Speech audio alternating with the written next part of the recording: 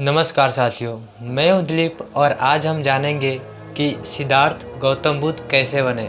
हुआ ये कि एक दिन सिद्धार्थ बगीचे में घूमने के लिए घर से निकले। कड़ा पहरा होने पर भी पता नहीं कैसे कुछ लोग मुर्दे को उठाकर ले जाते दिखाई दिए। मुर्दा कपड़े में लिपटा और डोरियों से बांधा था। मरने वाले के संबंधी जोर जोर से रो रहे थे। उसकी पत्नी छाती पीट पीट कर रो रही थी। उसकी माँ और बहनों का बुरा हाल था। राजकुमार ने सारथी से इस रोने पीटने का कारण पूछा। उसने बताया कि जिस कपड़े में लिपटकर और डोरियों से बांधकर 4 जने उठाकर चल रहे हैं, यह मर गया है। रोने वाले इसके संबंधी है, इसे शमशान में जला दिया जाएगा। यह सुनकर राजकुमार के चेहरे पर गहरी उदासी छा गई। उसने पूछा, यह मर क्यों गया? सारथी ने कहा, एक न एक दिन सभी को मरना है। मौत से आज तक न कोई बचा है और न ही कोई बचेगा। राजकुमार ने सारथी को रथ लौटाने की आज्ञा दी। राजा ने आज भी सारथी से जल्दी लौटने का कारण पूछा। सारथी ने सारी बातें बता दी। राजा ने पहरा और बढ़ा दिया।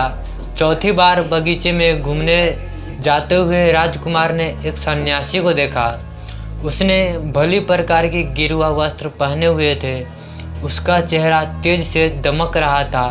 वह आनंद में मगन चला जा रहा था। राजकुमार ने सारथी से पूछा, यह कौन जा रहा है? उसने बताया कि यह सन्यासी है। इसने सबसे नाता तोड़कर भगवान यानी ईश्वर से नाता जोड़ लिया है। उस दिन सिद्धार्थ ने बगीचे की सैर की। वह राजमहल में लौटकर सोचने लगा, बुढ़ापा, बीमारी और मौत, इन सब से छुटकारा कैसे मिल सकता है?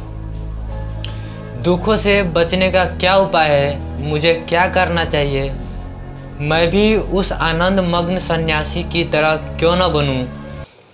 इन्हीं दिनों सिद्धार्थ की पत्नी यशोधरा ने एक पुत्र को जन्म दिया।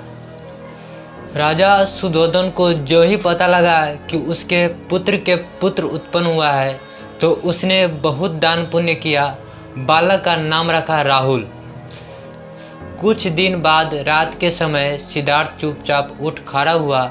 द्वार पर जाकर उसने पहरेदार से पूछा, कौन है? पहरेदार ने कहा, मैं छंदक हूँ। सिद्धार्थ ने कहा, एक घोड़ा तैयार करके ले आओ। जो आज्ञा कहकर छंदक चला गया। सिद्धार्थ ने सोचा कि सदा के लिए राजमहल को छोड़ने से पहले एक बार बेटे का मुंह तो देख लूं। वे यशोधरा के पलंग के पास जा खड़े हुए। शिशु को लिए यशोधरा सोई हुई थी। सिद्धार्थ ने सोचा कि अगर मैं यशोधरा के हाथ को हटाकर पुत्र का मुंह देखने का प्रयत्न करूंगा तो वह जाग जाएगी। इसलिए अभी पुत्र का मुंह नहीं देखूंगा। जब ज्ञानवान हो जाऊंगा तब आकर देखूंगा। छंदक ने एक सुंदर घोड़े को ले आया। इस घोड़े का नाम था कंथक। सिद्धार्थ महल से उतरकर घोड़े पर सवार हुआ। यह घोड़ा एकदम सफ़ेद था, यानी सफ़ेद रंग का था। छंदक घोड़े के पीछे पीछे चला। वे आधी रात के समय नगर से बाहर निकल गए। वे रात ही रात अपनी और अपने मामा की राजधानी को लांग गए। फिर रामग्राम को पीछे छोड़ अनिमा नदी के तट पर जा पहुँचे। नदी को पार कर रेतीले तट पर खड़े होकर सिद्धार्थ ने छंदक से कहा, छंदक, तुम मेरे इन गहनों और घोड़े को लेकर वापस लौट जाओ। मैं सन्यासी बनूंगा। छंदक ने कहा, मैं भी सन्यासी बनूंगा। सिद्धार्थ ने उसे सन्यासी बनने से रोका और कहा कि वापस लौट जाओ। फिर सिद्धार्थ ने अपनी तलवार से अपने सिर के लंबे बालों को काट डाला।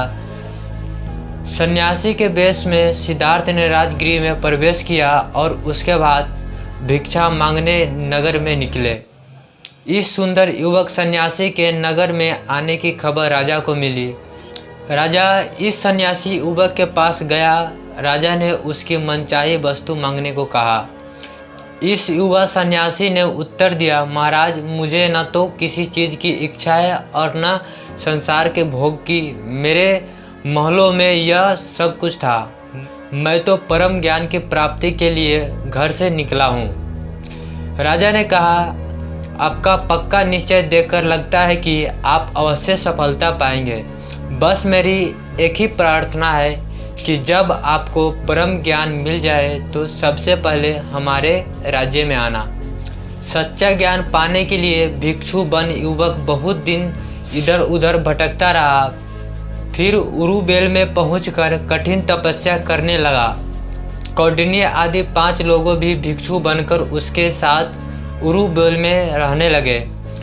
कठिन तपस्या करते हुए उसने खाना पीना छोड़ दिया। उसका सुंदर शरीर काला पड़ गया।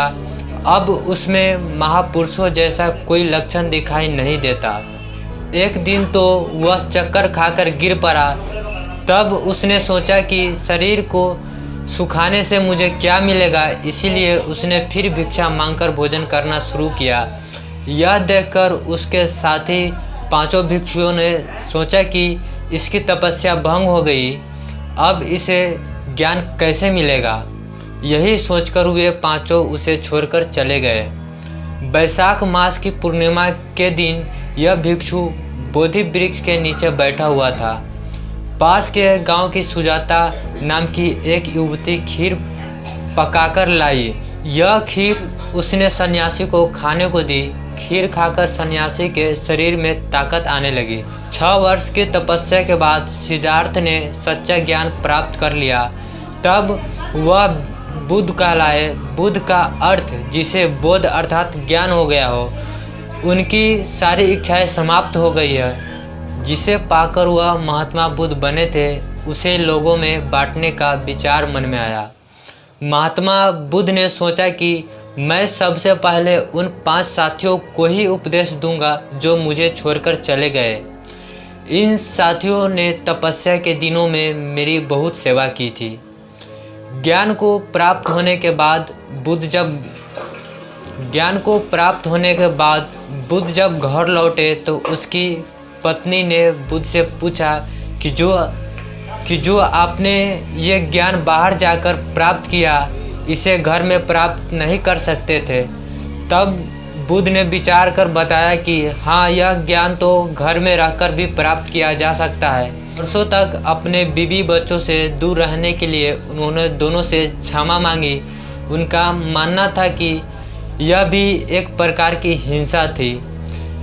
दोस्तों, ये थे महात्मा बुद्ध की कहानी। अगर कहानी और वीडियो अच्छा लगा हो तो हमारे चैनल को सब्सक्राइब कीजिएगा और कमेंट करके ज़रूर बताइए कि ये कहानी आपको कैसी लगी।